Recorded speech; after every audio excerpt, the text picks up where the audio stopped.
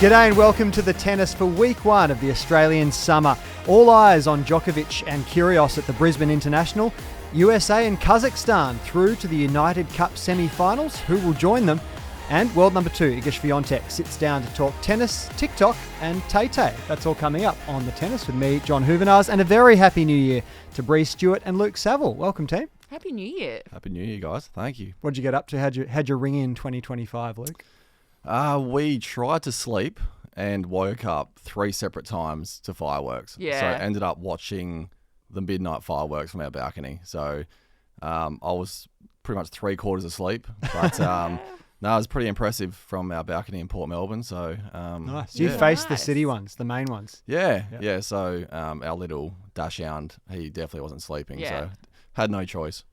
Yeah, I listened to them from my bed. I'm in South Yarra, and I probably could have gone on the balcony and watched them, but I was like, absolutely not. I need to clock the sleep in. Nana Brie. Yeah, I know. I was in bed. I was happy. Bank the hours while you can, because it's going to be a big month ahead. The summer of tennis kicking off last week, and now we're about 5 or 6 days in. Plenty to get through today on the show. Brisbane International, United Cup as well, and looking forward to Adelaide and Hobart next week. We're also joined right now from the Brisbane International by Ozopen.com and Brisbane International writer Dan Imhoff. Welcome to the tennis, Dan. Thanks, John. Good to be back in a bit cloudier Brisbane today, but it's been a lot balmier up here. I bet it has. Great to have your company. Now, we usually do What's Caught Your Eye, and I like to survey the team beforehand. It just so happens that a lot of our highlights are coming out of Brisbane this week. So we'll start with Dan there. Luke, what's caught your eye? Yeah, so mine's been the return of Nick Kyrgios, his first match since Stuttgart, middle of the year, and I'm sure we all watched those doubles matches and that singles against Petchey Pericard, who we've chatted about on this show before. 36 aces from Petchey. In a best of 3. Best of 3, no breaks in that match. For me, we know the serve about Nick, one of the best in the world for sure, but for me, he usually creates breakpoint chances, and he had no breaks in that match at all. So absolutely impressive serving from both guys. The wrist seemed like it held up very well. So very positive signs, in my opinion, for the Aussie Open for Nick. What's the response been up on the grounds, Dan? Yeah, look, the crowds have obviously been awesome for Nick. Every session he's played, singles or doubles, have been packed. He's just the most compelling figure in tennis, whatever you think about him. But Luke's right, he looked really good, and considering he hadn't played for so long, that's not a bad loss to Petchey Pericard. Look, the guy serves the racket out of your hand, so he won't read too much into that, and a bit more time now to rest up a bit and get some practice in again before Melbourne in a couple of weeks. And Nick didn't get flogged either. He was definitely in the game as well, right? Yeah, 100%. And he created plenty of opportunities. It's just so hard to make inroads when you got a guy serving over 200k an hour second serves. So, yeah, it's hard to get rhythm, but I think the doubles too would have given him a lift. Like, the crowd was so into it. It's what he lives for, is that sort of that excitement, that buzz. And I think teaming with Djokovic, it was so different. It was a new excitement for both of them. I think probably one of the biggest winners would be Cam Pearson, in my opinion. Just watching tournament director of Brisbane International, and just watching those 2 doubles matches, especially on Pat Rafter Arena. The atmosphere looked incredible. I was sitting on my sofa laughing a lot of the time. It was a circus. It was a circus, but exactly what you said about Nick. You know, whatever you think about him, you cannot look away from the TV. No, he's my favourite person to watch play.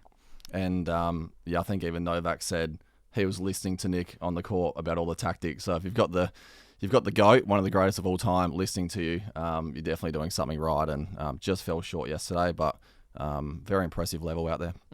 I think that did stem from Nick's tongue-in-cheek remark saying that Novak will be learning from him, and Novak lent into it and kind of gave him that little win. Yeah, I love their little friendship they've got. It made for some exciting tennis. Absolutely one of the highlights of the summer so far. Now let's talk about Novak's singles campaign then, because next up in his round of 16 match is, well, really his bunny of the ATP Tour. Yeah, a bit of a familiar opponent here. They're only a year apart. Djokovic 37 and Monfils 38. They have played 19 times, and Djokovic is looking to extend a tour record unbeaten streak to 20. So there's no other rivalry that's unbeaten as lopsided as that. That's I think I said off air. There's worse players that have that streak against for sure. But yeah, watching Novak against a good mate of mine, Rinky Hijikata, I thought Rinky did a lot of good things out there.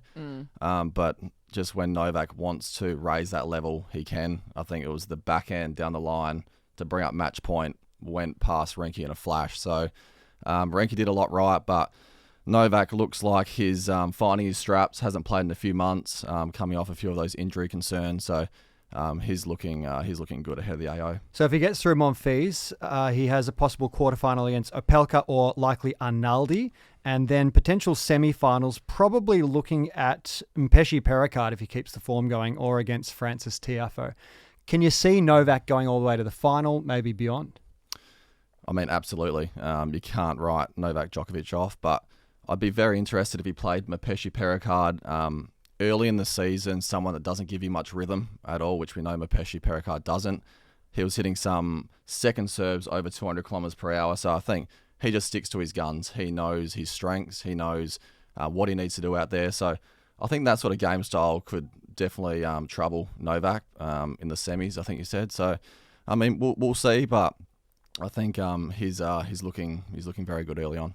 Love. I can't wait to turn the TV on and watch it while we're working. Indeed, but it's not the only reason you've been turning on the Brisbane International this week, is it, Brett? It's not, because I hate to always talk about him, but Jordan Thompson is doing amazingly. My favourite Aussie player. He overcame Berrettini a couple of days ago, 3-6, 6-3, 6-4, and then overcome Mikkelsen 7-5, 6-3.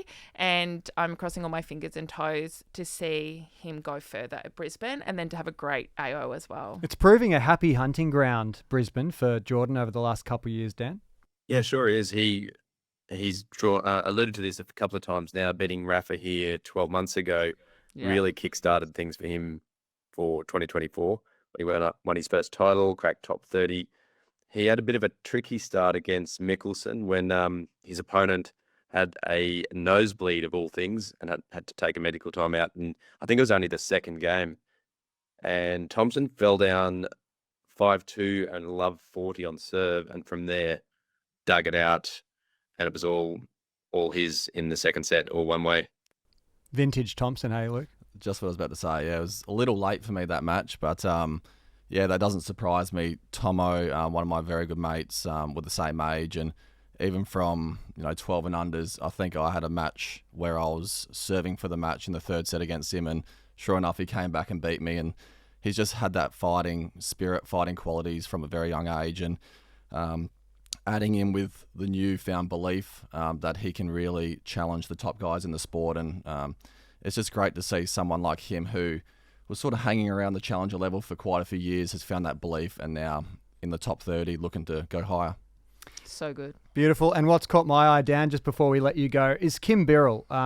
Feels like every second summer she just turns it on in front of the home crowd, and she's doing that again this year in Brisbane. Yeah, surely it's the feel-good story of the tournament so far. Kim, very popular among Australian tennis circles. It hasn't probably been every second summer. It's been 6 years since she claimed her only other top 10 win, which was in Brisbane against Daria Kasatkina. And there's a big reason for that. She's had a pretty torrid run with injury, mainly an elbow, and she missed several years there. So she talked about at one point she was working for the tournament. She didn't know how long she'd be out, whether she'd ever get back, and whether she'd even be capable of coming back to a level, of beating the likes of number 2 seed Emma Navarro. So it was buzzing yesterday. She had the players' box full of family and friends from the Gold Coast and Brisbane. So she's pretty keen to keep riding that wave. And she has a good chance. The bottom half of the draw, I believe third seed Kasatkina is the only seed left. Yeah, so plenty to play out there. Dan, thank you so much for bringing us up to date with the first week of action in Brisbane as the competition really heats up. You got a quick prediction for the men's and women's titleist? Jordan Thompson. I think I think Novak's looking pretty Good, tough. I mean, yeah. that's stating the obvious, isn't it? And I think for the women, it's again stating the obvious. The two top seeds are the ones to beat, aren't they? Sabalenka as well. Nice. Enjoy the rest of the action. Dan, we'll catch up with you when you're back in Melbourne. Great to see you all. Great to have Dan Imhoff joining us from the Brisbane International. So a question mark now on Kyrgios over his fitness for the Australian Open, but I guess the good thing is he's got a decent week to prepare. Yeah, absolutely. I think it's actually an ideal scenario. He had 3 matches, 3 high-quality matches, and if 2 were doubles, just to get back in that competitive container and get those juices flowing again. And yeah, I think he called the trainer early on in his singles match, but I haven't really heard any sort of concerns since then. And I just think, to go 3 full sets, and he looked reasonably strong at the end, in my opinion. So I think there's a lot of positive signs there for him. It was an ideal schedule, wasn't it? From the start, the fact that Brisbane gets underway nice and early, he's playing singles and doubles, alternating days, gets to really test out the wrist. I know the wrist is, it's clearly troubled him for the best part of 12 months, but is he going to have to further adjust grips and so forth to get through best of 5 matches? Yeah, possibly. I remember hitting with him middle of the year at Wimbledon on the hard courts there when he was just, I think, there commentating and working his way back. And, we were chatting a little bit about the forehand. It's obviously quite an extreme grip, and but he just said, I'm not going to change that. He's hit so many, done so many repetitions of forehands over his career and just wasn't quite prepared to change that aspect of it. I feel like he might have made a little bit of a tweak on the serve, just trying to keep that wrist in a little more neutral position. But to me, it didn't look like there were too many changes out there. He's been working so hard with his rehab, with his physio wheel. So, I think, a bit over a week and a half rest now. The doubles match before the singles, I think, was ideal. So I think definitely no seeds will want to see Nick early on in the Aussie Open, because obviously we just know how dangerous he can be. And we'll expect for him to be hitting Melbourne soil soon, right? Oh, yeah. Yeah, he should be here within soon, the next 24 practicing. hours. Yeah, so it'll be exciting to have a look at him when he makes it his way to Melbourne Park. Nice. Well, after the break, we're going to catch up with our Sydney commentators, Mark Petchey and Andrea Petkovic, who've been keeping across all of the United Cup action so far this week. One of the stars of the United Cup is Iga Swiatek, who's leading Team Poland for a 3rd straight year. Her most recent win over Karolina Muchova makes her the first player in history to secure 10 singles match wins at the event. And she recently sat down with producer Pippa Horn to discuss everything from tennis to Taylor Swift. Iga, welcome back to the United Cup for the 3rd straight year. It's clearly a tournament that you love so much. You keep coming back. What brings you back? Why do you love it so much? Probably the atmosphere and, opportunity to play with the team, because it's not often when we have a chance. And, I really like all the people that we have in the team. I think we're great tennis players, but it's not, only about that. I think we're great people, so we have fun and we really enjoy our time on the court and off the court. So it's always a nice atmosphere, and I'm happy that there's an event like that, because I kind of missed it, having women's and men's tennis, combined. We had like Hobart Cup a couple of years ago, and now it's United Cup, and I think it's even better. So I really enjoy it. Absolutely. And look, it has been a tough few months for you. How have you coped mentally? Honestly, all the struggles, I'm happy that I can put them behind me and kind of focus on the future. I gotta say that I learned a lot about myself and about the world overall. So I'm just gonna, go with this experience and try to, take more from the happy moments and focus, more on them, and appreciate that I can be on tour in a normal way and practice and compete. So I think it gave me, a big perspective, and now, I feel even more calm, I would say. I don't know. We can look forward to 2025 and just chat about what your sort of expectations and your goals are ahead of the season. Honestly, my goals are more, about the process and about how I want to develop as a player, because I recently, changed coaches. So also, I need to figure this out, and my goal is to kind of use my my coach's knowledge as much as possible and learn from it, and maybe try being open-minded about some different approaches and different ideas, and that's the goal for first part of the season, I would say, and the results will come after. Obviously, I know I can win some tournaments, so I'll just do my best. And do you feel like Wim Fissette has already made some positive changes to your game, to your mindset? If so, can you talk about what those have been? It's hard to say because it's not like we had a lot of time to work on stuff. We started like 10 days before WTA finals. Then obviously I had 2 tournaments in a row and vacation. So I don't think we spent like more than a month on court together. So I guess I'll still give him a chance to show how he works later in the season as well. I don't think there's a point like to rush everything, but for sure I like his approach in terms of how we communicate and like relationship wise I think is great, and yeah, I mean honestly it would be stupid of any coach to come and like change a lot. So we kind of picked just a few goals that we want to work on, and I think that's the smart way to go, to not be like overwhelmed and to continue the process that I already kind of had because I was doing good. And you mentioned a vacation there. I'm so glad you got to spend some time away from the tennis court because that's important too. Where did you go and what did you do? Well, I went to Maldives, and I wish it could be longer. It was like it was 9 days. It was supposed to be 7, but then I negotiated with my team 2 more. I came back home and I started practicing, straight away. But for sure, when I was there, and I was with my family, so it was nice because we don't get to spend that much time together during the year. I kind of reset it and I didn't do anything. I spent like the whole day in the pool, literally. I felt like a jelly afterwards, and I just didn't overthink anything. I just did what I wanted to at the moment, and that was pretty fun. And post that holiday, you also spent some time with a rival of yours, Aryna Sabalenka, training together. How was that? Honestly, really fun. We talked about like many things, about like behind the scenes kind of stuff, So it's nice that Aryna is also like opened, and I don't know, I feel like we're doing really good at creating this kind of like healthy environment because there were many rivalries that weren't so healthy. So it's nice that we can find like distance to everything that was going on, and I feel like it's also good for the fans to know that we're getting along because sometimes they create some different theories that are not true. So yeah, I mean, I really respect Aryna. I think she's one of the most professional athletes on the tour, and there's no doubt that there's a reason why she's at the top of WTA, and I think this rivalry pushes both of us to work harder. So I like it. And I'm sure you can learn a huge amount from each other as well, both on the match court and on the practice court. Got another question for you. Did she make you do a TikTok?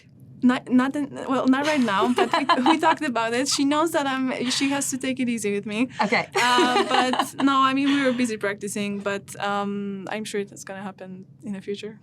I hope so. I think I know the answer to this because you're a big Taylor Swift fan, aren't you? But can you talk us through your most listened to song and your most listened to artist? That's not a good question for me because honestly, like my Spotify Wrapped is disappointing every year because it's my pre-match playlist. Because I have that makes sense. Yeah, I have like 6 songs that are on the loop, and then Can you tell us what they are? Well, it's this kind of rock that I'm not listening to like every day, like AC/DC, Guns N' Roses, Pearl Jam, but this is not the music I would pick, when I have a day off or when I want to spend like chill time. So obviously like Taylor Swift should be there, and I think she would if I wouldn't have these songs on a loop all the time because they make this statistic like different than it should be. There was actually like the old albums, the most popular ones of Shania Twain. Favorite Taylor Swift song? I can't pick. You can't pick. That's also great. And you went to her concert as well, didn't you? Just after the French Open. How was that? Oh, amazing. Like, I cried twice. First, I cried because I just saw her, and I don't know, I spent like my whole life like looking at her over the internet, and suddenly she was there on the stage, and it felt so real, it felt like she actually like exists, I don't know, it was kind of abstract for me. So, and then I got like a handwritten note from her, so then I cried again. So yeah, it was a great experience, and honestly, she's a great performer. Like, you feel like she uses like every experience that she ever got, and she learned through all these years to put on this amazing show. And do you appreciate that the way that you're talking about Taylor Swift, I know, is the way that a lot of people feel about you when they watch you play tennis? Is that also a strange concept? It is. It is because I am kind of the same kind of person I was a couple of years ago when I wasn't that famous. So it's weird, but I just appreciate that, and I hope they think about me in a positive way. I try to kind of have like a good influence, and I'm happy that I have the support. So yeah, but still abstract for sure. Well, we've seen some great action in Brisbane, but equally at the United Cup in Perth and Sydney, there have been some fantastic moments over the first week of the Australian summer. And we're going to catch up with Mark Petchey and Andrea Petkovic, who've been commentating some of the action up in Sydney. Welcome to the tennis, you two. Thanks for having us. What's been the quality of some of the performances that you've witnessed in Sydney over the first week? I've got to be honest, I mean, given the fact that obviously where it started, how close to Christmas and everything else, I think the tennis has been amazing. I mean, it's been a pretty short pre-season for a lot of these players. And coming in here, I think the slightly quicker court that we have here in Sydney under the roof has helped some of the players with their timing and everything else. But I think given what we've seen in the last couple of editions of United Cup, this has been pretty excellent. Yeah, and I love that Mark just said preseason, because there is no such thing as an off season any longer. That's how short some of these players had time to prepare and rest. And I have to say, just from a female perspective, 3 players have really caught my eyes. That's the 2 top 5 players here in Sydney, Iga Swiatek and Jasmine Paolini, who have played excellent tennis. And Katie Boulter. Boulter played 2 matches where she barely lost games. She was so aggressive. Her serve looks a bit better. She used to only be able to serve that slice serve, but now has worked on the kick. And I was very impressed. She gets a real test now for the first time against Iga Swiatek, against a top 5 player. That's the type of matches she wants. Petch, who have been your standouts over the group stage and first couple of quarterfinals in Perth? Over in Perth, I think Taylor Fritz has played some great ball. I think obviously Coco is in many ways head and shoulders above a lot of the players over there, and I think that's shown. Rybakina, obviously with a new coach on her bag in Goran, has looked pretty spectacular in the bits that I've been able to see her play. So I think that's been fabulous to watch, and I think we're all super excited to get a clean season from Rybakina in terms of her health, because if she does, we know what she's capable of. We've seen some of the most mesmerizing matches with Rybakina in it. So if that can continue, I think we're in good shape. But, Team USA, in terms of just obviously the 2 players they have, just look very locked and loaded in, and they've made it their way over to Sydney for the big dance. And I love that Rybakina seems to be happier about playing mixed with Shevchenko than when she won Wimbledon. We saw her smile more and fist bump more than we have ever seen her. So she really loves this team competition, and it's so fun to see her thrive. And speaking of Kazakhstan and Rybakina, Shevchenko has looked very good too. I love watching him play. He always looks like he's about to die. He's about to pass out, but he's such a fighter, and you can just see all the drama in his face. And that's what I'm personally here for. I love the drama. I wasn't a stranger to drama myself when I was still on court, so I love to see it off the court as well. So, and speaking of the mixed doubles, we've obviously introduced this year the timeout button, which is very new for tennis, very quite basketball. What have the reactions been from the crowd, from the players? How many buttons have been pressed? What are you guys thinking about it? We've had a couple of funny ones. The ball hit it once. Yes, I saw that. We had Fabrice Martin sit on it, That was also unintentional. So I don't think that when Tennis Australia were planning that, that's how they saw the timeout button being used.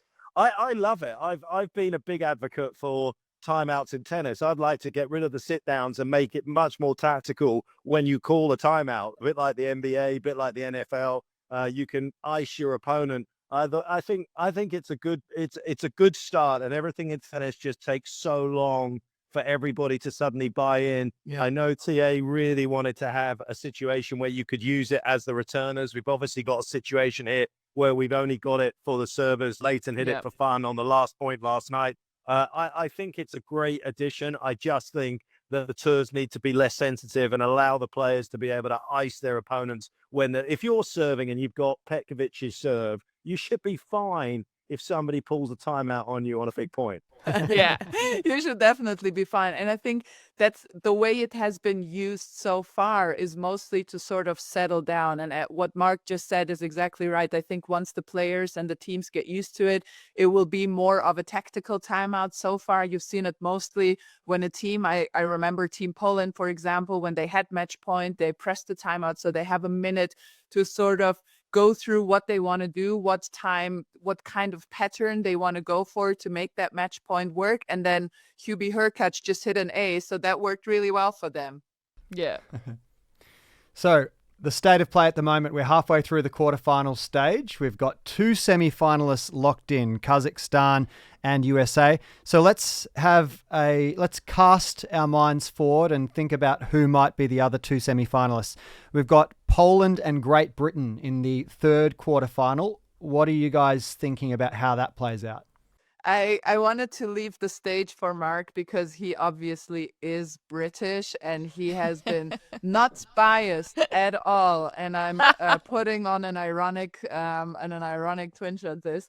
So I will say Italy just because I've been around them for some reason. We have breakfast every day at the same time and the vibes are impeccable, as Gen Z says. The vibe, they are just all hanging out. They seem to all be friends. And I've witnessed it over and over again in those really tight moments at an 8-all in the champions tiebreak in a mixed doubles, in a decisive mixed doubles. Vibes win you the match, and Italy has the vibe. So I'm going with Italy. Mark, I'm ready to be convinced otherwise. They actually also spent New Year's Day together at Bondi Beach as a team, which I thought was really cute. Yeah. Yeah. So you're right. The vibes with them are amazing. Yeah.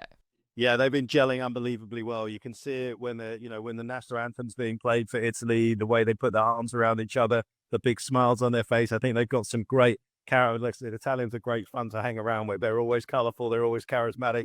Cavoli's one of those guys as well that you can just tell gels a team. He was on Labour Cup. He was hilarious.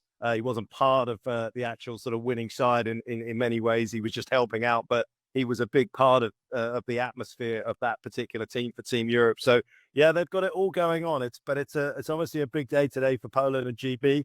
I'm with Andrea. I think Katie's playing some of the best tennis of her career. I think these conditions fit her like a hand in a glove, which is going to be very interesting to see how well she can protect that serve that was awesome yesterday against the game's greatest returner. So, and if she can, she's going to be in with a chance because her flat laser-like ground strokes will give Iga a little bit of a challenge on that new forehand. And then USA is the other semi-finalist locked in. They'll advance to play the winner of Italy and Czechia. How's that one going to play out? Ooh, what do you think, Mark? I like Italy. I'm with you. I'm a big fan.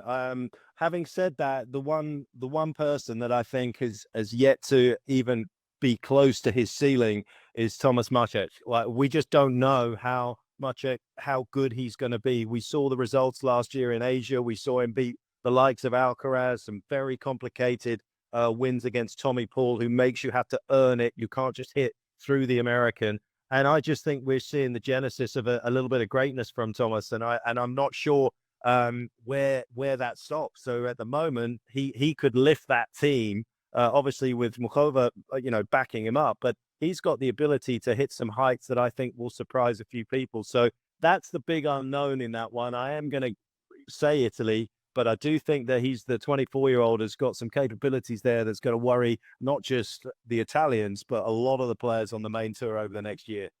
Yeah, and that's a good point that Mark is making, because at every event there is one breakthrough star that you didn't have on paper as a favorite before, and that he or she, they just turn into the audience's fave. And I feel like Thomas Mahaj was that here in Sydney. You could just feel the audience flocking to him. He's such a showman. He's such an entertainer. He wears the short shorts, which personally for me is a very important aspect of his game.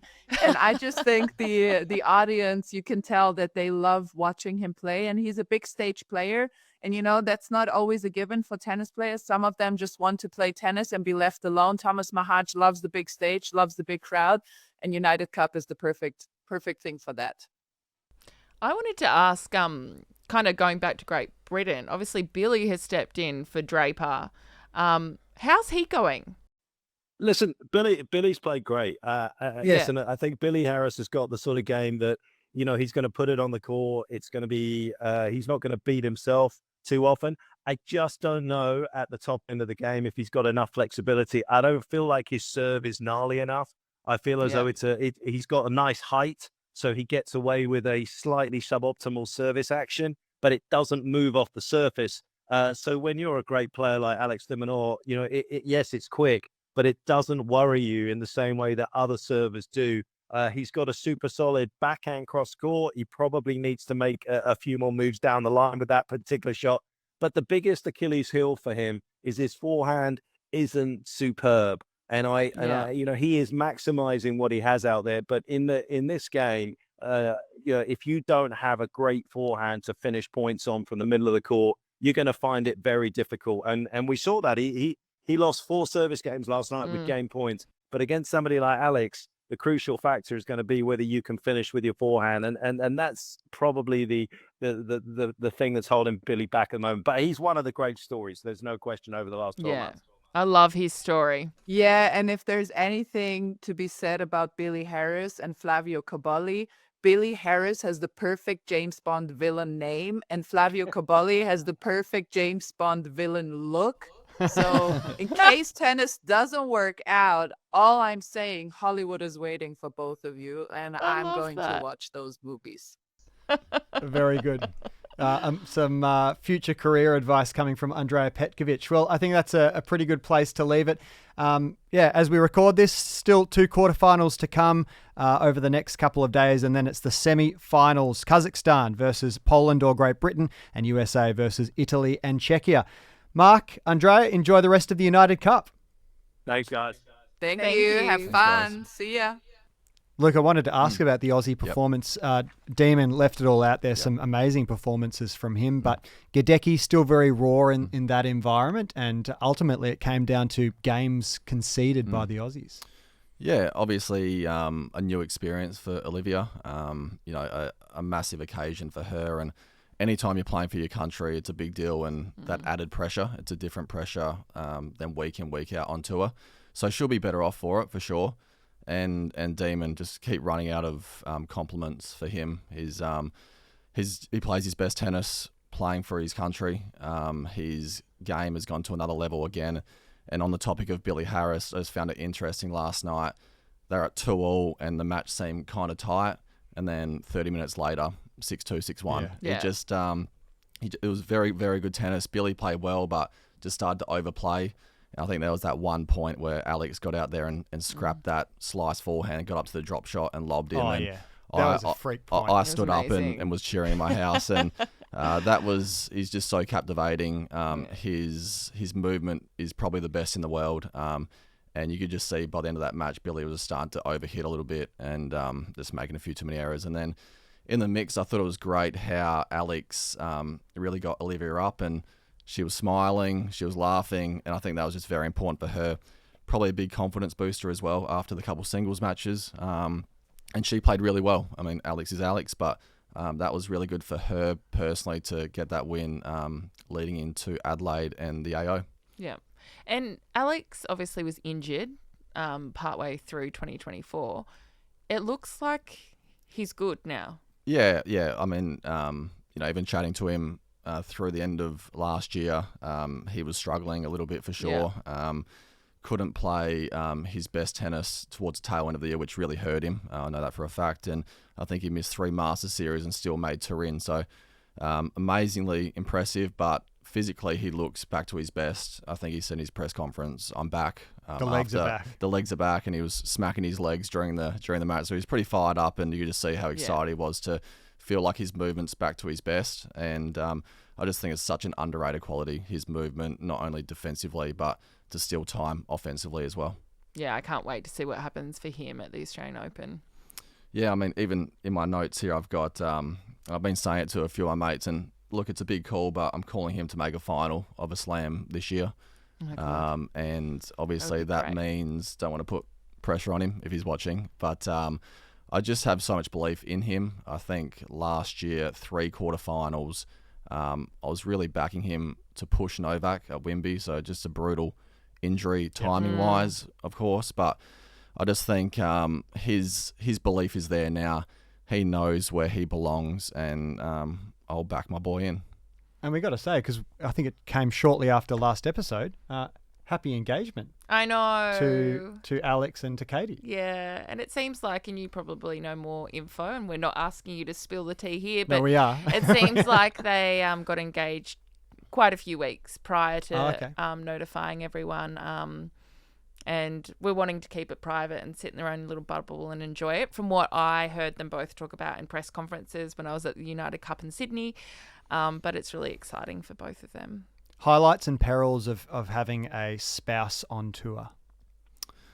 Highlights. I mean, I think just the fact you can, chat about tennis, chat about your career and know that someone gets it. They're going through the same thing for sure. And you can pick each other up when you're down and obviously level each other out when you're up as well. But and then just probably the distance part. Unfortunately, I've been playing at probably a lower level than Dasha majority of our careers, so that means time apart. So that's always been a bit of a struggle, but if the relationship means enough, you just deal with it. And now that I'm sort of done in a few weeks and traveling with her a bit more, seems like all the hard yards, weeks apart's been worth it. So looking forward to it. Good on you. And how's the start of the coaching venture been so far? Yeah, not too bad. Brisbane probably wasn't the best start. Dasha unfortunately went down there in qualies, but really looking forward to it. And Dasha, her response has been great after that match. She sort of felt like she was a little rushed into the new season, like a lot of people were, but still no excuses. We came out of it with a lot of areas of focus that we need to work on, and her last 4 or 5 days here in Melbourne has been super high level, and she's incredibly driven to do well in Hobart and then at the AO. So it's actually been very impressive, her response. Amazing. Well, let's talk about Hobart then. The 30th edition of the Hobart International, so happy birthday to that event. Gets underway in about 4 days' time in Tasmania. There are 9 top 50 players in the WTA draw there, including Elisa Mertens, Diana Yastremska, Amanda Anisimova and Magda Linette, and of course Australia's Daria Saville. It's a great little sort of niche event. It's a 250, beautiful setting down there in Hobart. Tell us about how Dasha is feeling leading into the event. She loves it down there. She's got a great relationship with the tournament and the tournament director, and it just feels like it's away from the hustle and bustle. It's the week leading up to the AO, but you can sort of get away. Hobart's a little more quiet than sort of Adelaide, and if you train here the week prior to main draw. So she loves it down there. She made semis last year, very close to making the final. So she's looking forward to going down there, getting to work, hopefully winning a few matches and coming to the AO in good form. So she loves it. She's got her favourite Malaysian restaurant down there, and her favourite dish is Hainanese chicken. So that's a little shout out. So yeah, Dasha, that's, apart from all the tennis and everything that I think that'll be airport straight there, courtesy car straight to that restaurant. But no, she loves it down there and looking forward to it. And I've got to say, it is a beautiful tennis court. I've actually never been. I haven't been, but I've obviously seen a lot of video and photos because we do the social for Hobart International as well. And it's gorgeous, like water views while watching tennis. Like, could you put any 2 great things together better? Like, it's up there with Monte water Carlo and tennis. Well, yeah. And Hobart, Monte Carlo, same thing, right? And then your home capital, Adelaide, also underway. It's an ATP 250, but a WTA 500, and a lot of good names there next week. Yeah, just looking at this list of names, it's very, very strong. 5 top 10 women, very, very impressive. WTA 500, sorry, so you definitely expect that. And 7 top 30 men as well. Thanassi's a wild card, and obviously 2022 champion returning to home as well. So Adelaide's such a great event. I think you can literally walk from the official hotel to the main side. It's a couple 100-meter walk across the river. So beautiful setting there. Alicia Molik does a fantastic job, and I've got a soft spot for Adelaide, as where I grew up. So I'm hoping to head back there as well for some doubles. Okay. So Nice. it's a really great lead up. Memorial Drive tennis site there is amazing. So that'll be a great event. I do know that I've got a lot of friends who are from Adelaide as well, and their families are still there. And it's something that people just do in Adelaide as well, because it's so in the city, isn't it? It's so accessible, so easy. And apparently the vibe at the Adelaide International is amazing. And former home of the Australian Championships, let's not forget. That's steeped in history, that area. Yeah. My youngest memory was of Novak and Chris Guccione playing there, and then even younger than that, Leighton and a very young Joe Wilfred Songer playing, and I was up in the stand. So I couldn't even tell you what year that was, but I was up in the stands very young. It's probably 06, 07. Wouldn't it?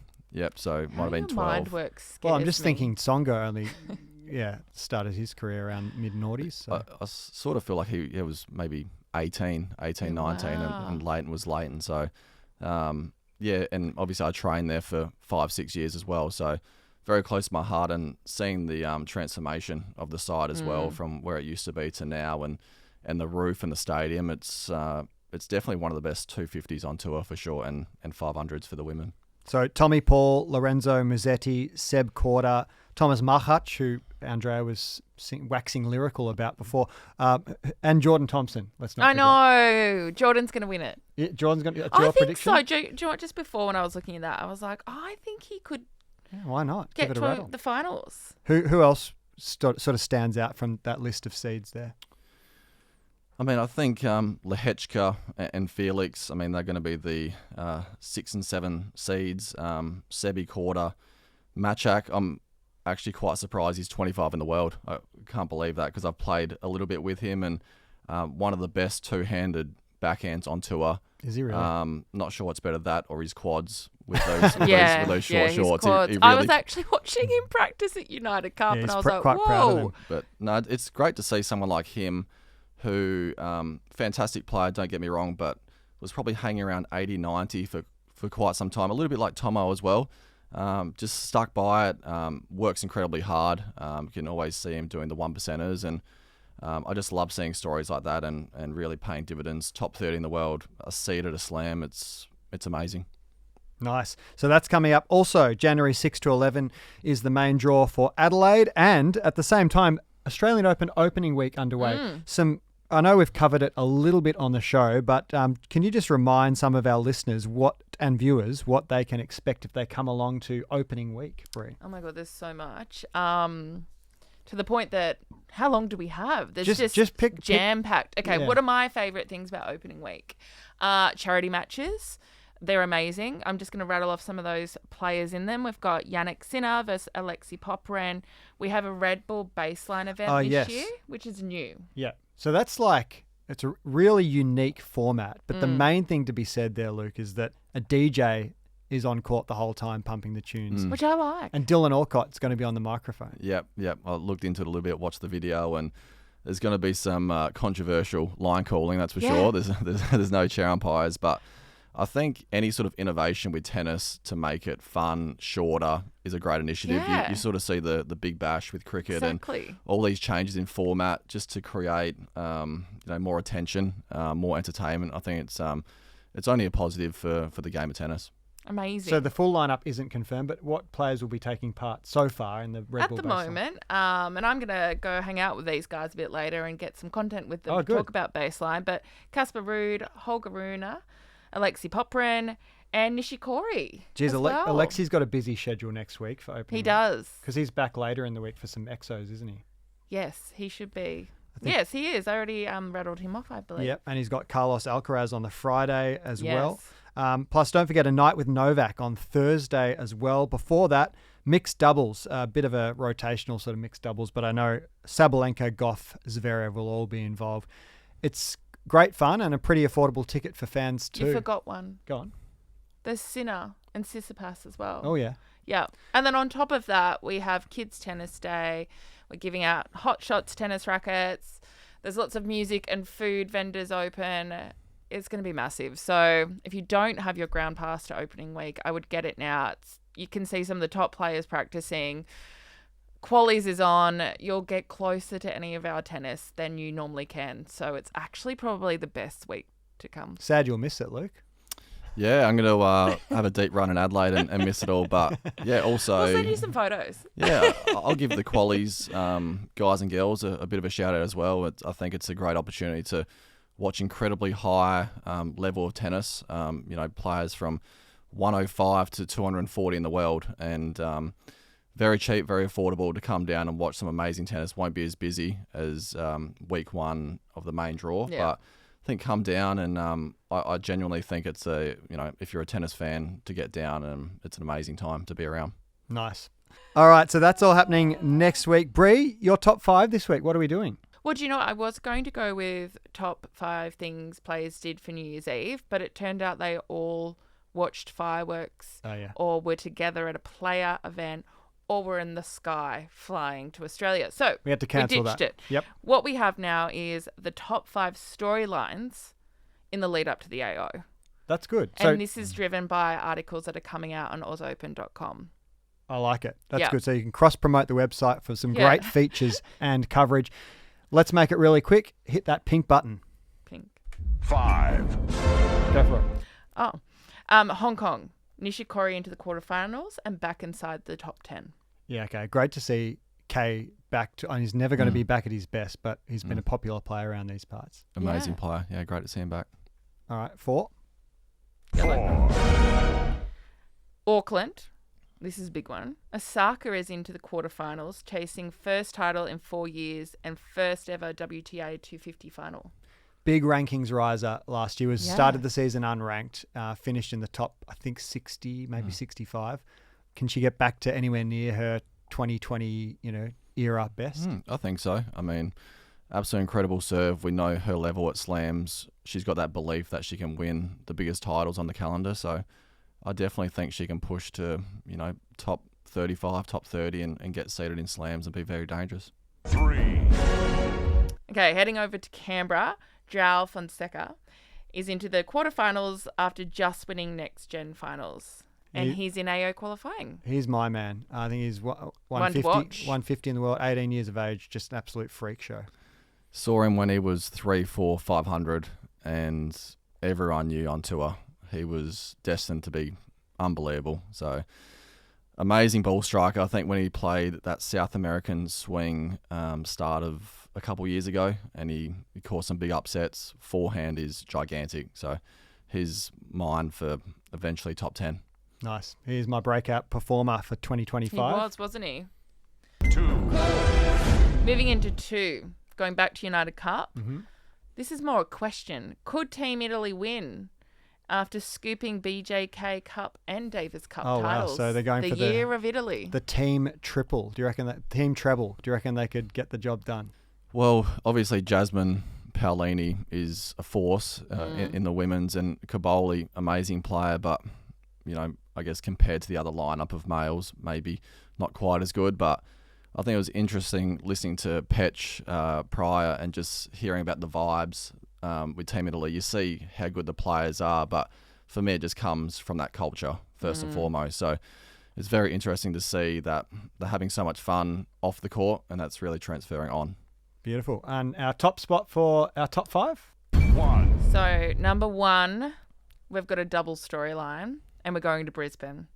Djokovic is seeking a 100th career title, and Sabalenka has won 23 of her past 24 matches in Australia and is going for an AO hat trick.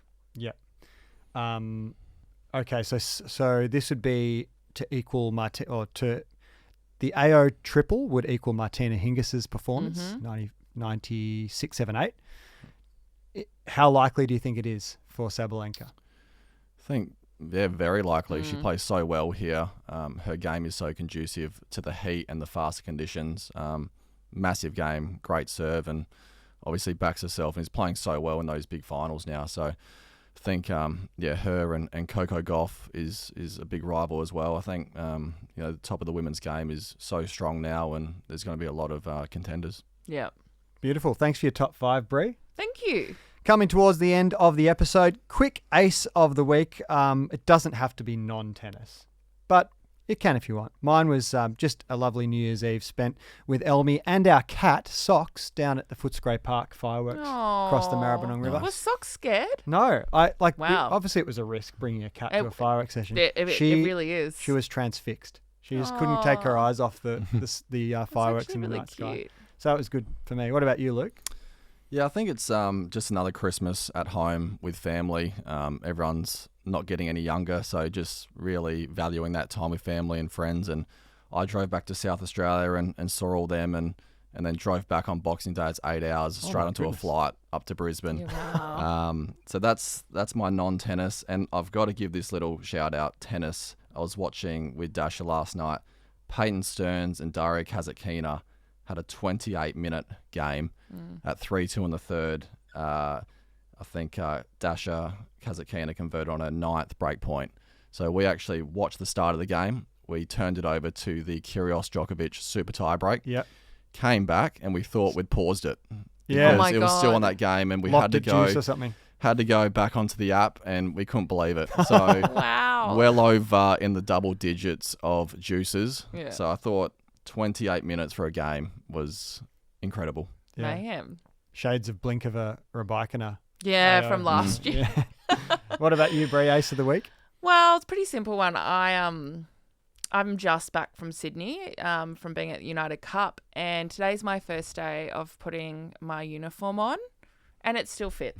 Oh, And beautiful. that's my ace Always of the a highlight. week. Yeah. It looks. You look resplendent in it. Thank might I add. you. Thank you. It's No, good that's- to be back in my uniform. Yeah, I'll be joining you when the AO gets underway. In fact, next week will be our AO draw dissection. So next week on the show, Yep. the draws for the men's and women's singles for AO will be locked and loaded, and we'll have all the latest with our panel of experts here on the tennis. That's all for this week's episode. Please join us next Thursday. Don't forget you can also watch this episode on YouTube and future episodes of the tennis each day of the Australian Open. Don't forget to hit the bell below to make sure you stay across the tennis all year long.